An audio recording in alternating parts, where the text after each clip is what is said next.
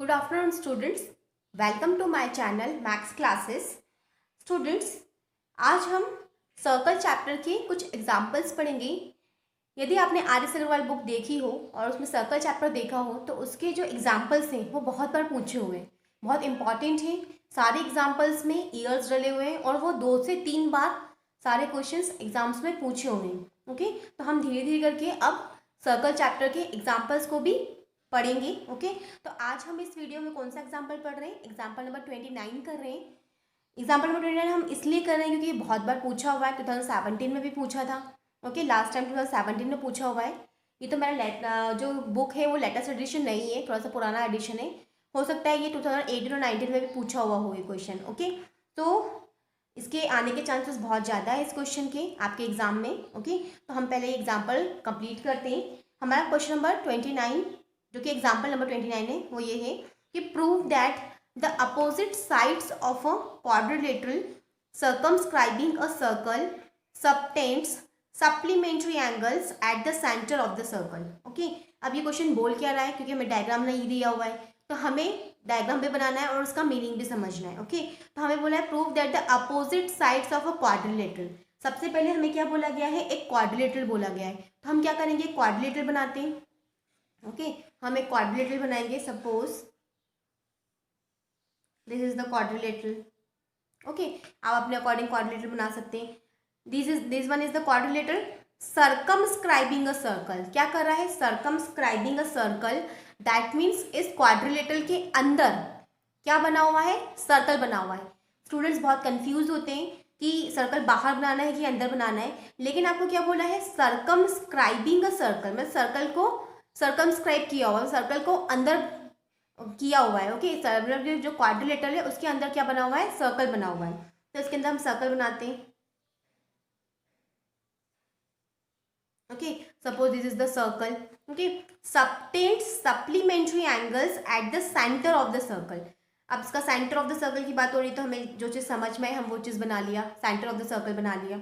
अब क्या बोल रहा है? Supplementary angle. सप्लीमेंट्री एंगल्स क्या होते हैं कि जिन दो एंगल्स का सम आपका 180 होता है उन्हें हम बोलते हैं दे आर सप्लीमेंट्री। ओके, और जिन दो एंगल्स का सम 90 डिग्री होता है उन्हें बोलते हैं कॉम्प्लीमेंट्री एंगल्स। 9th क्लास में पढ़ चुके हैं लाइन्स एंड एंगल्स चैप्टर में। तो आपको क्या बोल रहा है कि अपोजिट साइड्स, जो क्वाड्रिलेटरल की जो अपोजिट साइड्स हैं वो क्या बना रही है? सप्लीमेंट्री एंगल बना रही है। और कहाँ बना रही है? Eight the centre of the circle, centre पे बना रही है। ओके, तो अपोजिट साइड्स अगर हम सपोज इसको नेमिंग करना स्टार्ट करें तो this one is A B, this one is C and this one is D. Okay, A B C D. अब इसकी अपोजिट साइड्स देखें तो ये ए बी और सी डी ये क्या है? अपोजिट साइड है। और ये जो बी सी है और ये जो ए डी है these are again a opposite side, a pair of opposite sides। okay, so these opposite sides are making supplementary angle at the center। okay, that means हमें क्या करना है?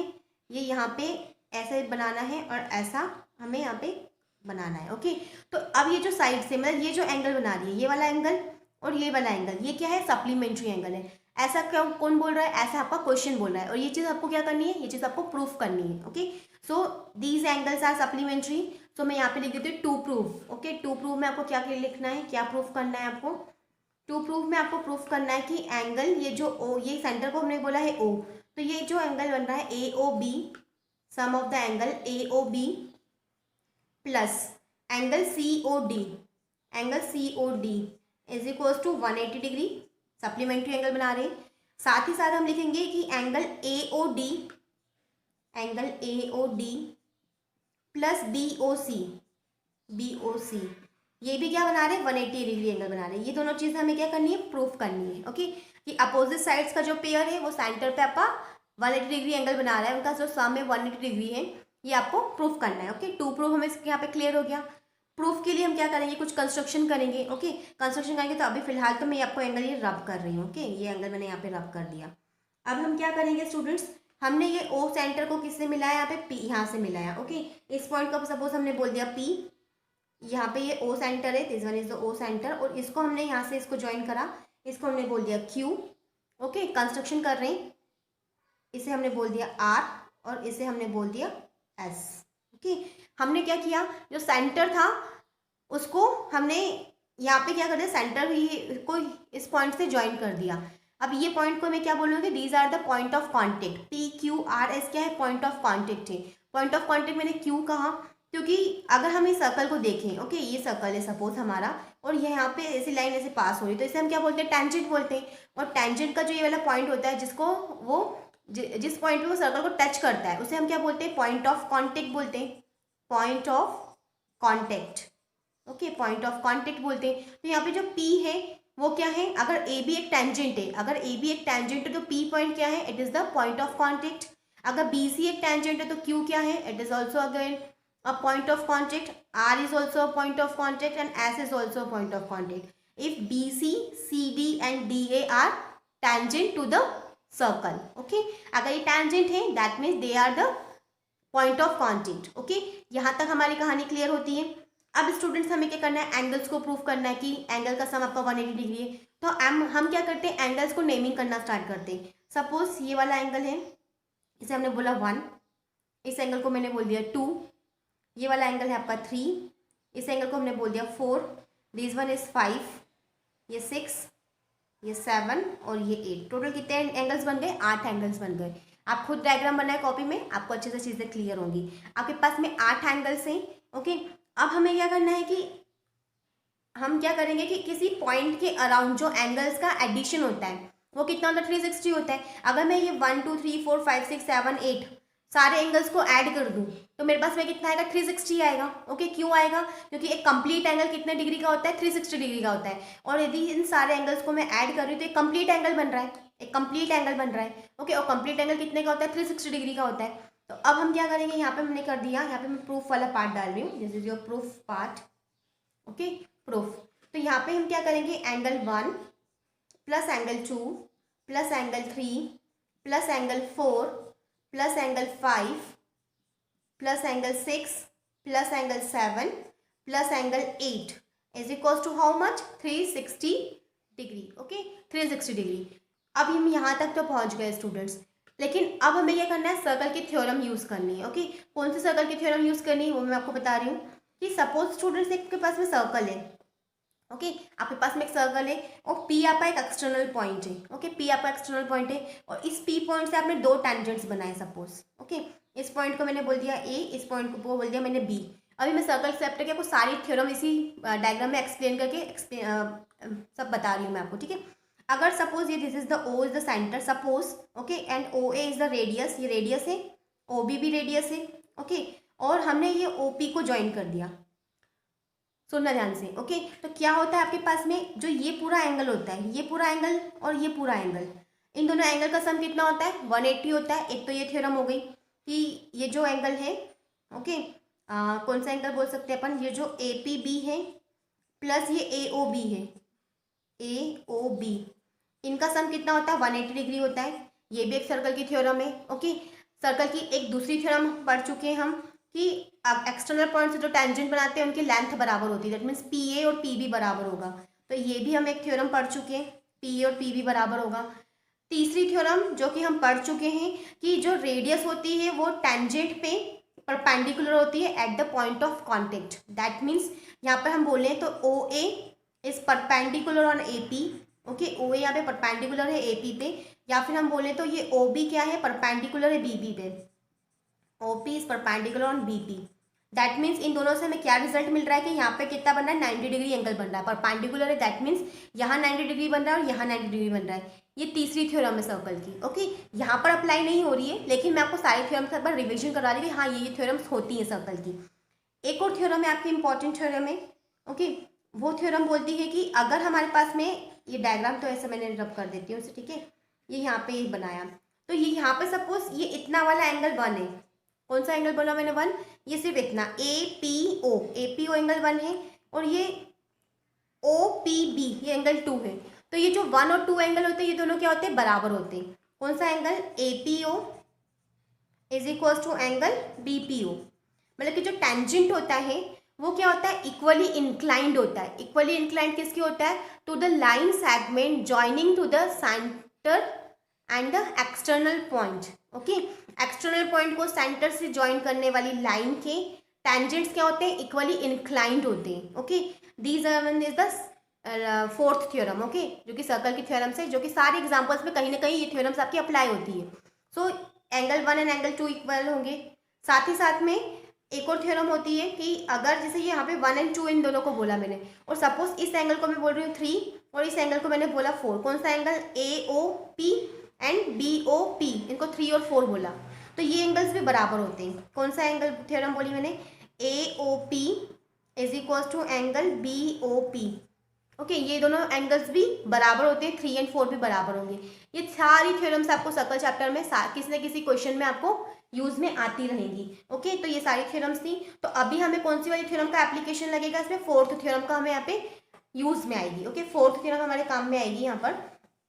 फोर्थ थ्योरम हमारी बोलती क्या थी, एक बार मैं वापस बताती हूँ। Suppose students, if you are having a circle और this one is the external point, और ये यहाँ पे O से एक लाइन को ज्वाइन कर रहा है, P को ज्वाइन कर रहा है, तो ये वाला जो एंगल है और ये वाला एंगल है, ये दोनों क्या होते हैं, बराबर होते हैं।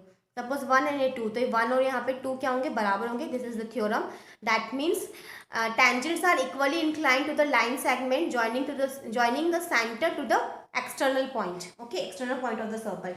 This one is the theorem, so we will apply this theorem over here. So यहाँ पर यदि देखिए स्टूडेंट्स, तो ये अगर ये सर्कल है और अगर A एक्सटर्नल पॉइंट है, तो A एक्सटर्नल पॉइंट से कौन सा टेंजेंट पास हो रहा है, एक तो AD जा रहा है, AD, और एक जा रहा है AB, ओके। तो यहाँ पे अगर हम देखें तो ये एंगल 1 और ये एंगल 2, ये दोनों तो बराबर होना चाहिए, ओके। यहाँ पे फिफ्थ वाली थ्योरम अप्लाई हो रही है स्टूडेंट्स, कौन सी वाली थ्योरम अप्लाई हो रही है, वो ये वाले एंगल्स नहीं, ये वाले एंगल्स बराबर आ रहे हैं। ये वाले तो एंगल्स बराबर होते ही हैं, लेकिन ये वाला सेंटर वाले एंगल्स बराबर है, 3 और 4 जिसको बोला था मैंने अभी जस्ट, तो 3 और 4 वाले एंगल्स इक्वल होंगे, okay. These theorem we will apply here, okay, ये थ्योरम होती है। तो यहाँ पर यदि स्टूडेंट्स हम बोलें तो ये जो 1 और 2 एंगल है, if A is the external point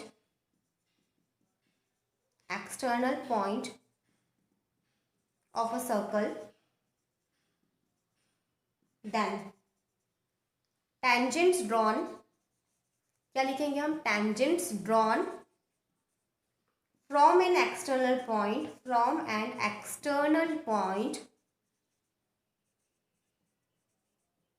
of a circle, subtends equal angles at the center.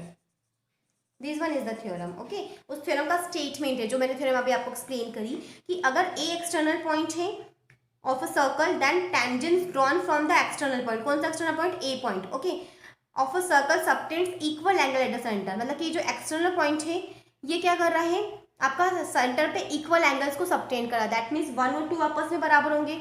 अगर उसी तरीके से अगर हम B पॉइंट हमारा एक्सटर्नल पॉइंट है तो 3 और 4 आपस में बराबर होंगे। अगर C एक्सटर्नल पॉइंट है तो 5 और 6 बराबर होंगे। अगर D हमारा एक्सटर्नल पॉइंट है तो 7 और 8 आपस में बराबर होंगे, okay. This theorem we will apply here, okay. तो यहाँ से हमें क्या पता चल रहा है कि angle 1 is equal to angle 2, angle 3 is equal to angle 4, okay, और एंगल यहाँ से 5 और 6 बराबर है, 5 is equal to angle 6, okay, and angle 7 is equal to angle 8। ये चीज़ें हमें कहाँ से पता चल रही है स्टूडेंट्स, ये इस थ्योरम से हमें पता चल रही है। This one is the diagram. 1 and 2 ले रहे हैं तो आपका एक्सटर्नल पॉइंट कौन सा है, A है। अगर 3 और 4 ले रहे हैं आप एंगल्स तो आपका एक्सटर्नल पॉइंट कौन सा है, B। 5 और 6 को आप बराबर बता रहे थे, एक्सटर्नल पॉइंट आपका कौन सा है, C, और 7 और 8 में आपका एक्सटर्नल पॉइंट कौन सा है, D, ओके।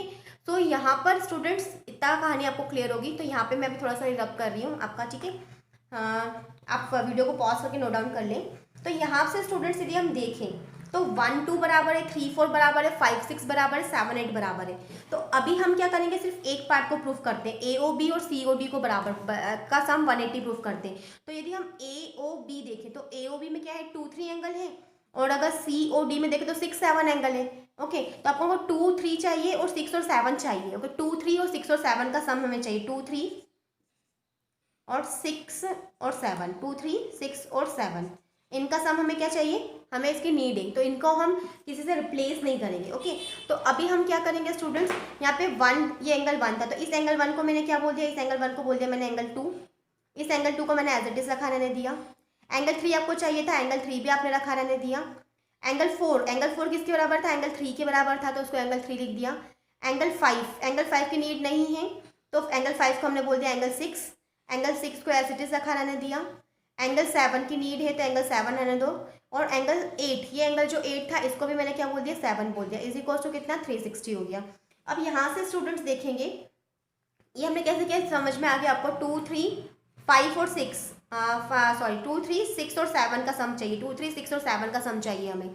ओके तो इसलिए हमने क्या किया 2 3 6 7 को एज इट इज रखा रहने दिया, और बाकी जो रिमेनिंग बचे थे उनको हमने रिप्लेस करवा दिया उनके करस्पॉन्डिंग इक्वल वैल्यूज से। तो 2 2 देखिए कितना हो जाएगा, ट्वाइस ऑफ यहाँ पे एंगल 2 आ गया तो मैं 2 कॉमन ले रही हूँ, ये ट्वाइस ऑफ एंगल 2, ये एंगल 3 2 बाहर दे दिया, ट्वाइस ऑफ एंगल 6 2 बाहर दे दिया, ट्वाइस ऑफ एंगल 7 2 बाहर दे दिया, इज इक्वल टू 360। ओके तो यहाँ से आपका जो angle 2 plus angle 3 plus angle 6 plus angle 7 is equal to 2 से डिवाइड होगा तो कितना आ गया 180 आ गया।